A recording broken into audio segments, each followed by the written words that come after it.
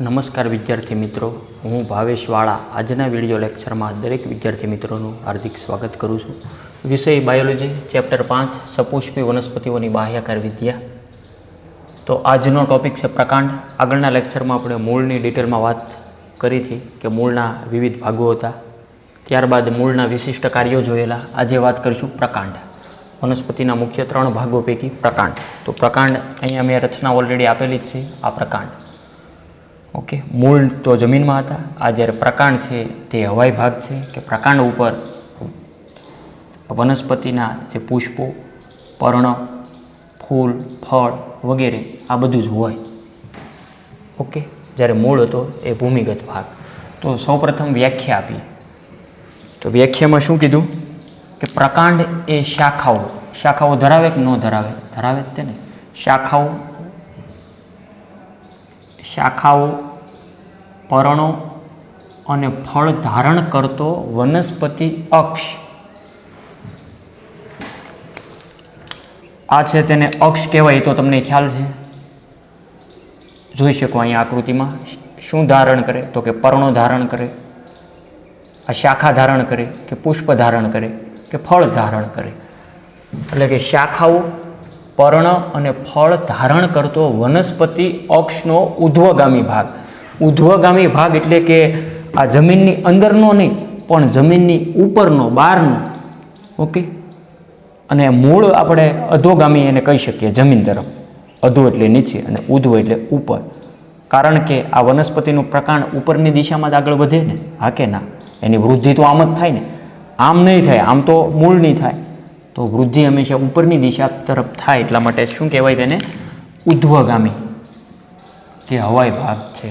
વસ્તુ ક્લિયર? બીજી વાત કે પ્રકાંડ એ શાખાઓ, પર્ણ, ફળ ધારણ કરતો વનસ્પતિ અક્ષનો કેવો ભાગ છે? ઉધ્વગામી એટલે કે હવાઈ ભાગ છે. ત્યારબાદ ઉત્પત્તિની વાત કરીએ. ઉત્પત્તિ તો કે આદિસ્કંધ એટલે કે ભૂણાગ્રમાંથી થાય. તો કે સાહેબ આ શું કહેવા માગે? આદિસ્કંધ તો અગાઉ મેં તમને સમજાવ્યું હતું, જે તમને યાદ હશે કે દાખલા તરીકે આ દ્વિદળી વર્ગની વનસ્પતિ વાલ, ઓકે, 2 બીજપત્રોમાં વહેંચી શકાય. અને આ જે કાંઈ વનસ્પતિના સૂક્ષ્મ પર્ણો જોઈ શકાય. ઓકે, આ જે બીજ સ્વરૂપની વનસ્પતિ છે એ તમને ખબર છે આગળના લેક્ચર મુજબ કે આને ભ્રૂણમૂળ આપણે કહેતા હતા. ભ્રૂણમૂળ એટલે કે પ્રાથમિક મૂળનો વિકાસ થાય જ્યારે વનસ્પતિનો આ અગ્રભાગ. શેનો અગ્રભાગ? તો કે ભ્રૂણનો. ભ્રૂણ વત્તા અગ્ર બોલે તો ભ્રૂણાગ્ર, હા કે ના? અને જેનું બીજું નામ છે આદિસ્કંધ. ભ્રૂણાગ્ર એટલે કે આદિસ્કંધમાંથી તેની ઉત્પત્તિ થાય. શેની ઉત્પત્તિ? પ્રકાંડની.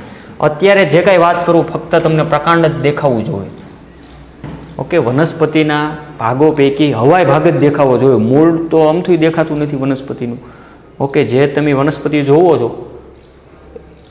કે તેમાં ફળ, પુષ્પ, બીજ જે કાંઈ હોય એ બધું દૃશ્યમાન થાય. લક્ષણોની વાત કરીએ.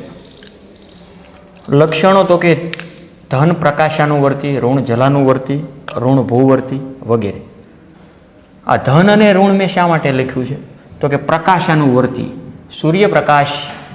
અહીં આપણે સૂરજ દાદા દર્શાવી દઈએ. તે વનસ્પતિ સૂર્યપ્રકાશની દિશામાં આગળ વધે ને, હા કે ના? એમાં કાંઈ ડાઉટ જ નથી. સૂર્યપ્રકાશની દિશામાં આગળ વધે તો સૂર્યપ્રકાશની દિશામાં માટે હું શબ્દ વાપરીશ ધન અને તેનાથી વિરુદ્ધમાં ઋણ. એટલે કે જેને જે લાગુ પડતું હોય તે.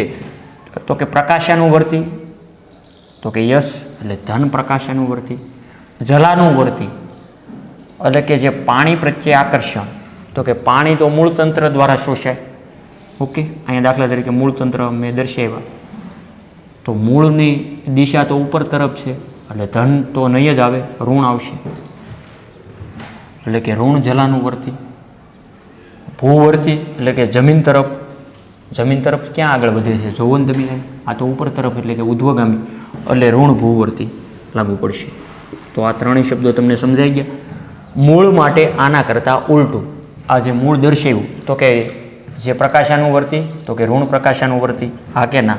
જલાનુવર્તી તો કે ધન જલાનુવર્તી, ભૂવર્તી તો કે આ જમીનની દિશામાં જ છે એટલે ધન જલાનુવર્તી કે ભૂવર્તી. હવે વાત કરું છું કે તરુણ પ્રકાંડની. હવે તરુણ પ્રકાંડની વાત કરતાં પહેલાં એક વાત કરું કે દાખલા તરીકે મોટું વડ હોય અથવા કોઈ પીપળો છે, ઓકે, હજી નાનો એવો છોડ સ્વરૂપનો છે, ત્યારે એની ડાળી એટલે કે એનું પ્રકાંડ તમે વાળો તો વળી શકે અને લીલું હોય, હા કે ના? ઓકે, આવા તરુણ રોપો છે તો એ વળી શકે. તો જોઈએ અહીંયા એ જ વાત કરી છે કે તરુણ પ્રકાંડ છે એ ઘણો ખરો લીલો છે અને વળી શકે તેવો છે. હવે ત્યારબાદ મોટું વડ થઈ ગયું હોય એ જે તે રોપામાંથી બહુ વર્ષાયું કે ઘણા વર્ષો બાદ ત્યારબાદ એ આખું પ્રકાંડ નહીં વળી શકે. ઓકે, જે લાકડા સ્વરૂપનું થઈ ગયું છે એટલે કે બોલે તો કાષ્ઠમય, કાષ્ઠ એટલે કે લાકડું, લાકડા સ્વરૂપનું થઈ ગયું. ઓકે, અને જે કથ્થાઈ રંગનું હોય એ પણ તમને ખ્યાલ છે, હા કે ના? બહારથી પણ તમે જુઓ તો કથ્થાઈ રંગ અને એ લાકડાનો શેદ લેવામાં આવે તો પણ કથ્થાઈ રંગનો ભાગ તમને દૃશ્યમાન થાય. એટલે કે વનસ્પતિમાં શરૂઆતમાં પ્રકાંડ કેવું છે તો કે ઘણું ખરું લીલું અને ત્યારબાદ કાષ્ઠમય એટલે કે કથ્થાઈ રંગનું બનશે. આ બંને શબ્દો લીલો તો કે લીલી માર્કરથી અને કથ્થાઈ તો કે કથ્થાઈ માર્કર નથી પણ રેડ માર્કર, જેને જેવું મળતું આવે. એટલે વસ્તુ ક્લિયર. ભાગો કે વિસ્તારો, શેના ભાગો?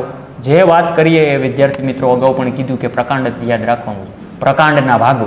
હવે પ્રકાંડના ભાગો ઘણા બધા છે, અહીંયા તમે રચનામાં પણ જોઈ શકો. ગાંઠ આવેલી હોય, યાદ કરો કે કોઈ પણ જે પર્ણ શેમાંથી ઉદ્ભવે? ગાંઠમાંથી, હા કે ના? ગાંઠ જ તે ને. હવે હું અહીંયા એનું નામકરણ આપું. અહીંયા દાખલા તરીકે આ રીતનું હું દર્શાવું. આ એક ગાંઠ, અહીંયા એક બીજી ગાંઠ, અહીંયા એક ત્રીજી ગાંઠ. ગાંઠ ગાંઠ તો કે પ્રકાંડના જે ભાગ પરથી પર્ણની ઉત્પત્તિ થાય, પ્રકાંડ આર્યું કે તેના જે ભાગ પરથી પર્ણની ઉત્પત્તિ થાય, પર્ણની ઉત્પત્તિ થાય તે ભાગને શું કહેવાય? ગાંઠ આવેલી હોય. તો આ ગાંઠ થઈ, આ પણ ગાંઠ થઈ, આ પણ ગાંઠ થઈ. વસ્તુ ક્લિયર?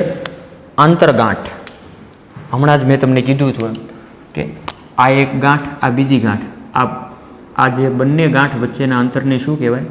આંતરગાંઠ. શરૂઆતના પહેલા લેક્ચરમાં પણ મેં તમને સમજાવ્યું હતું. પણ ગાંઠ કેવી યાદ રાખવાની છે? ક્રમિક. હવે આ ગાંઠ લ્યો અને આ ગાંઠ નથી લેવાની ડાયરેક્ટ, પહેલી બીજી ત્રીજી નથી લઈ લેવાની, પહેલી ને ત્રીજીની, પહેલી બીજી પછી જે આવતું બીજી ત્રીજી ત્રીજી ચોથી, ક્રમિક. ટૂંકમાં એકે વચ્ચે ડ્રોપ આઉટ કરવાની નથી. તો આંતરગાંઠની વ્યાખ્યા બહુ સરળ છે. બે ક્રમિક ગાંઠ વચ્ચેના પ્રકાંડના વિસ્તારને શું કહેવાય? આંતરગાંઠ. ત્યારબાદ અગ્રકલિકા. અગ્રકલિકા ક્યાં આવી? અહીં વનસ્પતિમાં, અહીં ઉપરની તરફ જ આવી, હા કે ના? આ થઈને અગ્રકલિકા. અગ્રકલિકા એટલે કે પ્રકાંડની ટોચે એટલે કે અગ્રભાગે આવેલ કલિકા, જેને શું કહેવાય? અગ્રકલિકા. જે સતત વૃદ્ધિ પામતી હોય અને નવી નવી શાખા કે પર્ણોમાં વિભાજિત થતી હોય ને આગળ આગળ વૃદ્ધિ થાય. ત્યારબાદ વાત કરશું કક્ષ. કક્ષ તમને ખ્યાલ છે કે આ જે પ્રકાંડ છે, આ પ્રકાંડ છે, હું અહીંયા થોડુંક એક્સ્ટ્રા સમજાવું. આ બ્લેક પ્રકાંડ છે. ત્યારબાદ પર્ણ આપેલું છે, આર્યું પર્ણ. આ બંને વચ્ચે જે ખૂણો રચાય એટલે કે કોણ, આ જે કંઈ ખૂણો પડ્યો તેને શું કહેવાય? કક્ષ. અને તેમાંથી ઉદ્ભવતી કલિકાને શું કહેવાય? કક્ષ કલિકા. બસ, તો બે પોઈન્ટ સાથે સાથે જોઈ લઈએ. કક્ષ એટલે કે પ્રકાંડ અને પર્ણ, જો અહીં દર્શાવ્યું જ છે. પ્રકાંડ અને પર્ણ વચ્ચે ગાંઠના ભાગે બનતા કોણને શું કહેવાય? કક્ષ. આ ગાંઠનો ભાગ આ થયો તો આ એની કક્ષ થઈ, અને આમાંથી જે કલિકા ઉદ્ભવે છે એને કક્ષ કલિકા કહેવાય. શું કહેવાય? કક્ષ કલિકા. તો મસ્તું નામ આપી દઉં. આ જે રેડ દર્શાવ્યું તેને શું કહેવાય? કક્ષ કલિકા.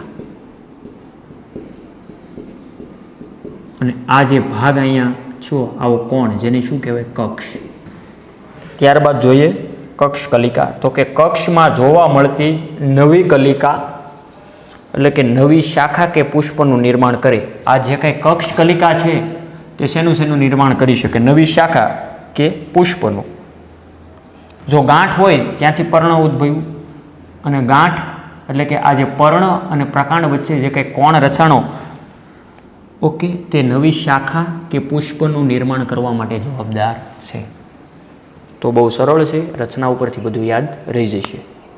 ઓકે, ત્યારબાદ પ્રકાંડના સામાન્ય કાર્યો જોઈએ. સૌપ્રથમ પહેલાં એટલું લખી લો, ત્યારબાદ લખીએ. જોઈએ તો કે પ્રકાંડના સામાન્ય કાર્યો. પ્રકાંડના સામાન્ય કાર્યો આમ તો 3 આપેલા છે એનસીઆરટીમાં, 1, 2 ને 3.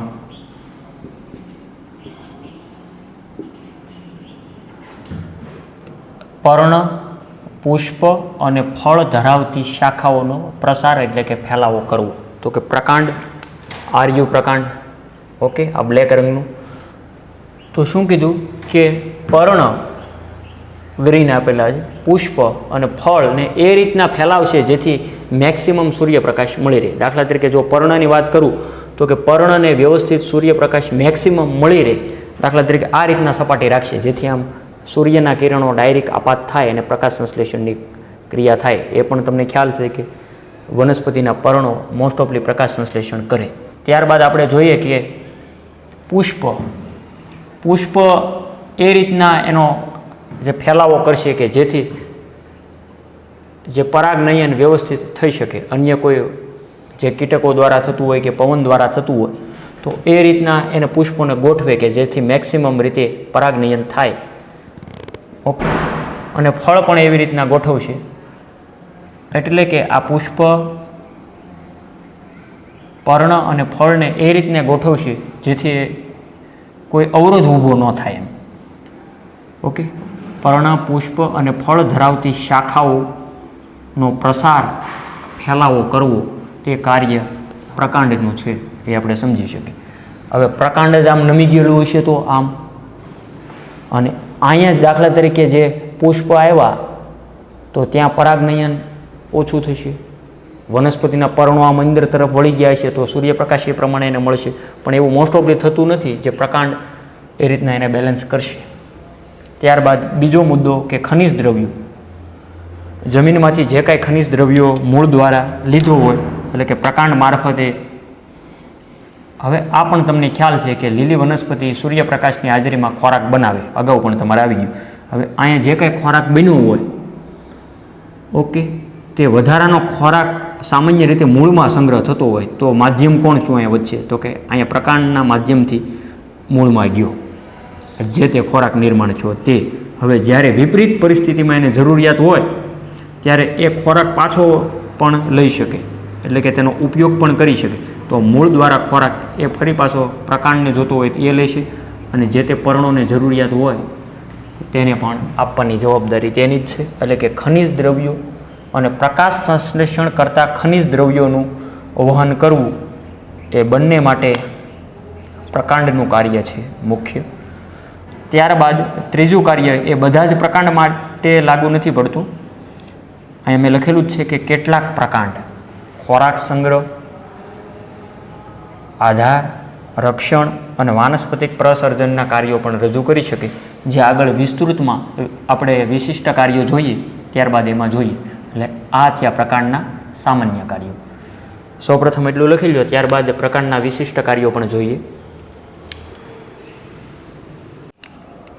તો વાત કરીએ પ્રકાંડના રૂપાંતરો એટલે કે વિશિષ્ટ કાર્યો.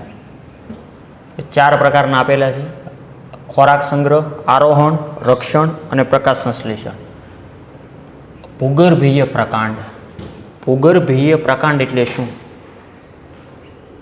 અહીંયા આપણે જોયું કે પ્રકાંડ હવાઈ ભાગ હતો, હા કે ના? જોકે આમ ગણું તો પ્રકાંડના 2 પ્રકાર છે, ભૂગર્ભીય અને હવાઈ. ભૂગર્ભીય જોકે એનસીઆરટીમાં નથી લખેલું. હવે તમને ખબર છે કે કોઈ પણ વનસ્પતિઓ હોય તો દાખલા તરીકે કોઈ પણ વનસ્પતિઓ હોય તો આ તેનું જમીન લેવલ છે, ત્યાંથી કંઈ ડાયરેક્ટ મૂળ ન આવી જાય. ઓકે, આમ કંઈ ડાયરેક્ટ મૂળ જ નથી આવી જતા. થોડેક સુધી થોડુંક એવું નાનું એવું પણ પ્રકાંડ તો હશે અંદર. ઓકે, બહારની સાપેક્ષે નાનું, અને ત્યારબાદ જે કંઈ મૂળ હોય એની રચના હોય, હા કે ના? આવું તો મેં જોયું જ છે, બધી જ વનસ્પતિમાં આમ હોય. તો જમીનમાં જે થોડો ભાગ હોય જે પ્રકાંડનો, જેને શું કહેવાય? ભૂગર્ભીય પ્રકાંડ. એટલે વસ્તુ ક્લિયર? અને આ પ્રકાંડમાં ખોરાકનો સંગ્રહ થતો હોય. હવે આ દાખલા તરીકે વાત કરું કે બટાટા, તો અહીંયા જે કંઈ આ જે પ્રકાંડ છે આવી કંઈક રચનાથી બટાટા અથવા આદુ, એ પણ જમીનને સમાંતર આમ જે કંઈ આવતું હોય, એટલે કે બટાટા, આદુ, હળદર, જમીનકંદ, અળવી વગેરે પ્રકાંડના રૂપાંતરો છે. આગળ આપણે મૂળો, બીટ, શક્કરિયું એ જોયા. તો અત્યાર સુધી આપણે તો આ બધાને મૂળ જ સમજતા હતા કે એક પ્રકારના કંદ એટલે મૂળ જ થયા, પણ એવું જરૂરી નથી કે બટાટા છે એ પ્રકાંડ છે, આદુ પણ પ્રકાંડ છે, હળદર પ્રકાંડ. આ બધા જ જે લખ્યા છે એ પ્રકાંડના રૂપાંતરો જ છે. એટલે કે બટાટા, આદુ, હળદર, જમીનકંદ, અળવી વગેરે ભૂગર્ભીય પ્રકાંડ છે. એટલે કે વૃદ્ધિ પામવાની પ્રતિકૂળ પરિસ્થિતિમાં તે તેને મદદ કરે. કે અહીંયા ખોરાકનો સંગ્રહ શેમાં થયો? તો કે પ્રકાંડમાં. હવે જ્યારે જમીનની અંદર પોષક દ્રવ્યોનું પ્રમાણ ઘટશે તો વનસ્પતિને જે કાંઈ ઉણપ ઊભી થઈ હોય જે તે પોષક દ્રવ્યની, તો એ સંગ્રહ કરેલો, અગાઉથી સ્ટોરેજ કરેલો ખોરાક હોય, આ દાખલા તરીકે બટાટામાં, તો તેમાંથી મેળવી શકે. આદુમાંથી. એટલે કે વૃદ્ધિ પામવાની પ્રતિકૂળ એટલે કે અઘરી પરિસ્થિતિ, અનુકૂળ ન હોય તેનાથી વિપરીત પ્રતિકૂળ પરિસ્થિતિમાં મદદ કરતા અંગ તરીકે પણ કાર્ય કરી શકે. વસ્તુ ક્લિયર? બીજું આરોહણ. આરોહણ શા માટે કરવું પડે? વનસ્પતિનું પ્રકાંડ નબળું હોય તો કક્ષકલિકા, જે ઓલરેડી દર્શાવેલું જ છે, પ્રકાંડ સૂત્રમાં રૂપાંતર થાય. જે અહીંયા હું દર્શાવું કે આ રહી કક્ષકલિકા, એ તો તમને ખબર જ છે ને. તો આ કક્ષકલિકા છે, આ તે આવા કંઈક રૂપાંતરો થયા. કક્ષકલિકા શેમાંથી ઉદ્ભવી? પ્રકાંડમાંથી. સૂત્ર જેવો ભાગ, જે તાતણા જેવો, એટલા માટે તેને પ્રકાંડ સૂત્ર કહેવાય. કક્ષકલિકા એટલે કે પ્રકાંડ સૂત્ર કેવા છે? તો કે પાતળા છે, સ્પ્રિંગ આકારના છે, બોલે તો કુંતલાકાર, અમળાયેલા એટલે કે વળી ગયેલા હશે. આ રીતના ખાસ કરીને વેલા સ્વરૂપની વનસ્પતિમાં જોઈ શકાય. તુરિયા છે, કાકડી છે, તરબૂચ છે, દ્રાક્ષનો વેલો છે અને તુમરો. આ તુમરો એટલે શું? તો એ કોઈ ધાર્મિક વિધિ માટે વપરાતી વનસ્પતિ છે. એ પણ એક પ્રકારની વેલા સ્વરૂપની જ વનસ્પતિ છે, તુમરો. ત્યારબાદ પ્રકાંડનું વિશિષ્ટ કાર્યમાં જોઈ ત્રીજા નંબરનું રક્ષણ કરવું, કક્ષકલિકા. તો અહીંયા હું દર્શાવું, આ જે કક્ષ છે,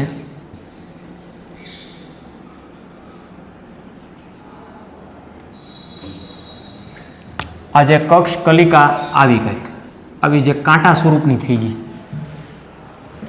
કક્ષકલિકા તીક્ષ્ણ બની, અણીદાર, તીક્ષ્ણ, કાષ્ઠી એટલે કે લાકડા સ્વરૂપની બની, સીધી છે, વળી ગયેલી નથી, સીધી જ છે. શેમાંથી નિર્માણ થઈ? પ્રકાંડમાંથી જે કાંટો નિર્માણ થયો એટલા માટે તેને પ્રકાંડ કંટક કહેવાય. શા માટે? એનું રક્ષણ માટે. જોઈએ થોડાક તેના ઉદાહરણ આપણે લખી નાખીએ બાજુમાં. ઉદાહરણમાં યાદ રાખજો, લીંબુ છે, લીંબુ, બોગનવેલ વગેરે. ઓકે, તો લીંબુડીમાં તમે જોયું હશે, તેમાં આવા કાંટા જોઈ શકાય. ન જોયું હોય તો આજુબાજુમાં લીંબુ હોય, લીંબુડી, તો તમે જોઈ શકો. બોગનવેલ એટલે કે આમ તો સુશોભન માટે હોય, ગુલાબી રંગના પુષ્પો આવે તે બોગનવેલ. ત્યારબાદ નેક્સ્ટ પ્રકાંડનું કાર્ય છે પ્રકાશ સંશ્લેષણ. પ્રકાશ સંશ્લેષણ કરી શકે પ્રકાંડ. ખોરાક સંગ્રહ જોયું, આરોહણ જોયું, રક્ષણ જોયું અને પ્રકાશ સંશ્લેષણ. મોસ્ટ ઓફલી વનસ્પતિના પર્ણો પ્રકાશ સંશ્લેષણ કરતા હોય, તો પ્રકાંડને શા માટે પ્રકાશ સંશ્લેષણ કરવાની જરૂરિયાત ઊભી થઈ? તો એ પણ એક અહીંયા સવાલ ઊભો થાય.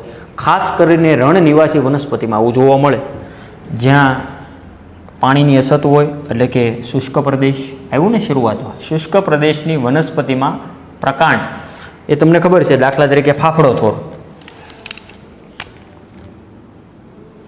આવો કંઈક હોય, આવો ફાફડાઓ જેવું લાગે, આવો ફાફડા થોર, અને તેમાં કંટકો હશે. હવે આમ ઘણાને આમ જોશે તો એમ કે સાહેબ આના પર્ણો થયા, તો એ ભૂલ ન કરતા. આ એનું પ્રકાંડ છે. શું છે? પ્રકાંડ. એના પર્ણો ખેરવી નાખશે અને પર્ણોનું રૂપાંતર શેમાં કરે? તો કે પર્ણોનું રૂપાંતર કરશે કાંટામાં. આવા કાંટા શૂળ જેવા હશે બધા. એટલે રક્ષણ એ થઈ ગયું. બીજું કે પર્ણો નથી, પર્ણોને ખેરવી નાખ્યા અને પર્ણોની જગ્યાએ કાંટા ધરાવ્યા. શા માટે આવું કર્યું? તો અન્ય કોઈ પ્રાણીથી રક્ષણ પણ મળી શકે. હવે તમને ખબર છે, જો દાખલા તરીકે પર્ણો હોય કે રણમાં ઓલરેડી જે પાણીની અછત હોય, હવે જો પર્ણો હશે તો પર્ણો દ્વારા બાષ્પીભવનનો દર વધે. ઓકે, તો ફરી પાછી જમીનમાંથી જે તાણ ઊભી થાય જે પાણીની, પણ એવું થતું નથી. ઓકે, જે પર્ણ જ નથી પણ પ્રકાંડ છે એ લીલું ચપટું જે પર્ણ જેવું કાર્ય કરશે. એટલે કે શુષ્ક પ્રદેશની વનસ્પતિમાં પ્રકાંડ ચપટો એટલે કે ફાફડા છોડમાં આવું જોઈ શકાય, જે અહીં આપણે જોયું. બીજું કે કેક્ટસ પ્રકારની જ આ બધી વનસ્પતિ હોય, એક પ્રકારની થોર. બીજું કે નળાકાર પ્રકાંડ જોવા મળતો હોય તેઓ યુફોર્બિયા. જોકે થોર ઘણા બધા પ્રકારના હોય, દાંડલીઓ થોરને આન તેને આવા તમને ખબર જ છે. આવા લગભગ મેં 20 પ્રકારના તો મેં થોર જોયા. એટલે થોર એટલે કે કેક્ટસ ઘણા બધા પ્રકારના હોય. તો આ પ્રકાંડમાં હરિતદ્રવ્ય હશે હા કે ના? હોય જ તેને ભાઈ, તો જ એ પ્રકાશ સંશ્લેષણ કરી શકે. એટલે હરિતદ્રવ્ય ધરાવે પ્રકાશ સંશ્લેષણ કરી શકે. અહીંયા પર્ણ નથી પણ પર્ણ જેવું કાર્ય કર્યું છે. જોકે પર્ણની અછત છે છતાં પણ અહીંયા જે પર્ણનું કાર્ય જળવાઈ રહ્યું, એટલે કે પર્ણ જેવું કાર્ય કરે એના જેવું. એટલા માટે આ પ્રકાંડને શું કહેવાય? પર્ણ સદસ્ય પ્રકાંડ કહેવાય. એટલા માટે આવો શબ્દ લખ્યો, પર્ણ સદસ્ય પ્રકાંડ. વસ્તુ ક્લિયર? તો અહીં આપણે પ્રકાંડના વિશિષ્ટ કાર્યો જોઈએ 4: ખોરાક સંગ્રહ, આરોહણ, રક્ષણ, પ્રકાશ સંશ્લેષણ. અને હજી એક છે નંબર 5 ઉપરનું વાનસ્પતિક પ્રજનન, જે જોઈએ. સૌપ્રથમ પહેલાં એટલું લખી લો, ત્યારબાદ એ જોઈએ. તો વાત કરીએ વાનસ્પતિક પ્રજનન. અગાઉ પણ મેં તમને કીધું હતું કે વનસ્પતિ માટે અલિંગી શબ્દ યોગ્ય ન લાગે, પણ વાનસ્પતિક પ્રજનન શબ્દ વાપરી શકાય. તો અહીંયા મેં સૌપ્રથમ પહેલાં ઉદાહરણ આપેલા છે. આ વાનસ્પતિક પ્રજનનના જે પેટા 4 પ્રકારોની અંદર મેં ડિવાઈડ કર્યું. આપણે એનસીઆરટી બુક્સમાં તો સળંગ આખો પેરેગ્રાફ જ આપેલો છે, અહીંયા આપણે વ્યવસ્થિત આપી દીધું. સૌપ્રથમ ઉદાહરણ: જળ શૃંખલા, જળકુંભી, કેળા, અનાનસ, ગુલદાઉદી. શું કીધું? પહેલામાં વાનસ્પતિક પ્રજનન જે કઈ રીતે થાય? તો કે પહેલું ઘાસ અને સ્ટ્રોબેરી. ભૂગર્ભી પ્રકાંડ. ભૂગર્ભી પ્રકાંડ કોને કહેવાય એ હવે તમે સમજો છો. જમીનની અંદર રહેલું થોડુંક પ્રકાંડ, હા કે ના? આ ભાગ જમીનની અંદર થયો તો આ ભાગને ભૂગર્ભીય પ્રકાંડ કહેવાય. ભૂગર્ભીય પ્રકાંડ ને કહેતો કે જીવંત ભાગો. ઓકે, એ આની સાપેક્ષે નબળો છો ને એમ, એટલે કે નિકેતો કે જીવંત ભાગ જ છે. જીવંત ભાગો તરફ પ્રસરણ પામે છે. જ્યારે જૂના ભાગો નાશ પામે ત્યારે નવા ભાગોનું નિર્માણ થાય છે ને કંઈક. એ બીજું કાંઈ નથી હો, ગભરાવાની જરૂર જ નથી. આ દાખલા તરીકે જમીન લેવલ પહેલાં દર્શાવવું, આ અને શું દર્શાવવું? ઘાસ, આર્યું ઘાસ. શું કીધું? ભૂગર્ભી પ્રકાંડ. આ ભૂગર્ભી પ્રકાંડ આ થયું અંદર. ભૂગર્ભી પ્રકાંડ નિકેતો કે જીવંત ભાગો તરફ પ્રસરણ પામે, એટલે આ ટૂંકમાં પ્રસરણ પામે, જોકે ઉપરની તરફ આમ, અને ત્યારબાદ ત્યાંથી આ રીતના ફરી પાછું ઘાસ થાય, આ રીતના ફરી પાછું પ્રસરણ પામીને ઘાસ થાય. આવું કાંઈક હાવ ટૂંકમાં કહું. દાખલા તરીકે ગાર્ડન એટલે કે બગીચામાં જે લોન જોવા મળે ને એ આ રીતના વિકાસ પામે. અને ઘણું ખરું ઘાસ પણ આ રીતના જોવા મળે. તમે જોયું હોય કે ચોમાસામાં આ ઘાસ એટલું એવું હતું અને અમુક સમય અમુક મહિના ગયા હોય તો એ ઘણું બધું ફેલાઈ ગયું હોય, તો એ આ પ્રકારનું ઘાસ હોય. આ રીતના પ્રજનન કરે. ભૂગર્ભીય પ્રકાંડ નિકેતો કે જીવંત ભાગો તરફ પ્રસરણ પામે, જ્યારે જૂના ભાગો એ નાશ પામી જાય અને નવા ભાગોનું નિર્માણ થાય ને આ રીતના ઘાસ નો ફેલાવો થાય આખું પ્રસરણ દ્વારા, એમ કહેવા માગે. વસ્તુ ક્લિયર? બીજું, સૌપ્રથમ ઉદાહરણ છે કુદીનો. ઓકે, એ તમે જોયો છે કે કોથમીર જેવો આવે, જુઈના સફેદ પુષ્પો. કુદીનો અને જુઈ મુખ્ય ધરી અક્ષના તલ ભાગેથી ઉપર તરફ વળી પાર્શ્વીય શાખાઓ નીકળે અને હવાઈ રીતે વિકાસ બાદ કમાનાકારે વળીને જમીન. આ જે હોય એ સૌપ્રથમ આકૃતિ ડેવલપ સાથે સાથે હું અહીંયા કરું ને તો જ એ તમને સમજાય છે. આ જમીન લેવલ, મુખ્ય ધરી, આ રે મુખ્ય ધરી, આ વનસ્પતિ. મુખ્ય ધરી અક્ષના તલ ભાગેથી, આ એનો તલ ભાગ થયો ને, લે કેમ ભૂલી જાઉં છું આજ ને. મુખ્ય ધરીના તલ ભાગેથી ઉપર તરફ, શું કીધું? ઉપર તરફ પાર્શ્વીય શાખાઓ નીકળે. એટલે હું અહીંયા પણ વનસ્પતિ એક દર્શાવું, મારે બે સાઈડ શાખા દર્શાવવાની હોવાથી. આ બીજી વાર મુખ્ય ધરી એટલે કે અક્ષના તલ ભાગેથી, આ તલ ભાગેથી શું કીધું? શું નીકળે છે? ઉપર તરફ, ઉપરની તરફ, આ ને, આ તો નીચેની તરફ. ઉપર તરફ વળી પાર્શ્વીય શાખાઓ નીકળે. હાલો વાળી જ દઈ. ઉપર તરફ વળી પાર્શ્વીય શાખાઓ નીકળે. આમ બે બાજુ, હા કે ના? ઉપર તરફ વળી પાર્શ્વીય શાખાઓ નીકળે અને હવાઈ રીતે વિકાસ બાદ, જુઓ ને આ વિકાસ હવાઈ થયો ને, આ હવાઈ ભાગ થયો. હવાઈ રીતે વિકાસ બાદ જે કમાના આકારે એટલે કે ધનુષ આકારનું, ધનુષ તમને ખ્યાલ છે કે આ રીતના ધનુષ હોય. આ જે ધનુષ આકારે એટલે કે જે કમાના આકારે વળીને જમીનમાં કે જમીનના સંપર્કમાં આવીને આ રીતના વનસ્પતિનો વિકાસ થાય. જમીનના લેવલે હાવ નથી વધતી. જો આ જમીનના લેવલે વધે ને, આ ગ્રીન સૌપ્રથમ ઉપર દર્શાવી, જમીન ઉપર પથરાઈને, એટલા માટે તેને ભૂસ્તારી કહેવાય. શું કહેવાય? ભૂસ્તારી. આવા શબ્દો એનસીઆરટીમાં લખ્યા નથી, પણ આ નીટ માટે યાદ રાખજો. ભૂસ્તારી, જમીન ઉપર પથરાઈને. અને આ છે એ વિરોહ પ્રકાર છે, વિરોહ. ઓકે, વસ્તુ ક્લિયર?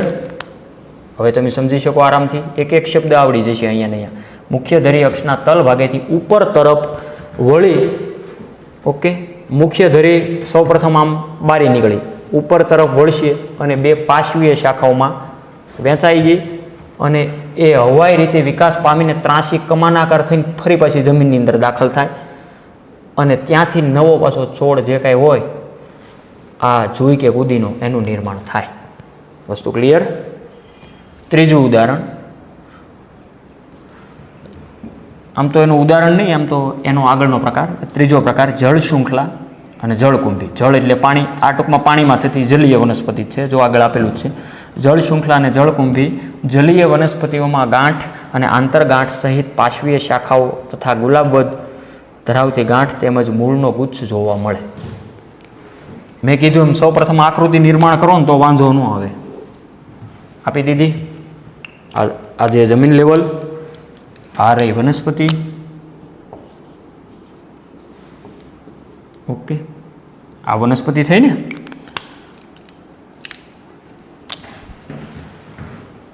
અને આ એનું પ્રકાંડ છે,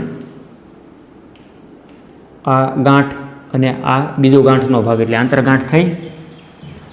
જલીય વનસ્પતિઓમાં ગાંઠ અને આંતરગાંઠો ભાગો સહિત જે કાંઈ પાર્શ્વીય શાખાઓ એ પણ, અને ગુલાબ બનતા પર્ણોનું હમણાં આગળ આપું શબ્દનું અર્થઘટન, ગુલાબ બનતા પર્ણો ધરાવતા ગાંઠ સહિત મૂળનો ગુચ્છ જોવા મળે. કે આ જે કાંઈ જોવા મળે, આ એટલે કે આ ભાગ બધો આ રીતના વિકાસ થાય એમ.